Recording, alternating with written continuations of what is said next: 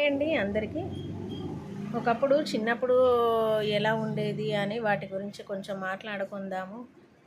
చిన్నగా ఉన్నప్పుడు పక్కింటి వాళ్ళు, ఎదురింటి వాళ్ళు అన్నదమ్ముల్లాగా కలిసి ఉండేవాళ్ళు. ఏ సహాయము కావాలన్నా చేసేవాళ్ళు, ఒకరికొకరు చేసుకునేవాళ్ళు. అప్పటి ప్రేమలు అనేవి వేరు. అవి ఎంత చెప్పినా తక్కువే. అక్క చెల్లెళ్ళు, అన్నదమ్ములు, చిన్నమ్మలు, చిన్నబాపులు, చిన్నబాపు కొడుకులు కానీ, బిడ్డలు కానీ ఆ ప్రేమలు నోటి నిండా మాట్లాడితే ఆ ప్రేమలు అనేవి వేరే ఉండే అండి. ఇప్పుడు నేను చూసినది బయట విధానాలన్నీ నేను చెప్తున్నా. నేను ఒక 10 మంది వద్ద నేను చూసిన విషయాలు మీతో షేర్ చేసుకుంటాను.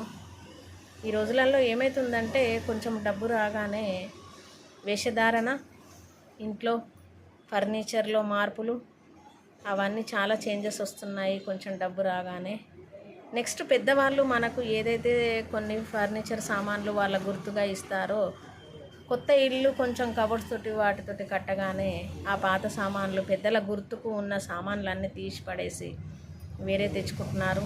కానీ అది కరెక్ట్ కాదు మనకి. ఎందుకంటే పెద్దవాళ్ళు ఇచ్చిన ఆస్తులు కావాలి కానీ వాళ్ళు ఇచ్చిన సామాన్లు వద్దు అని అనుకోవద్దు.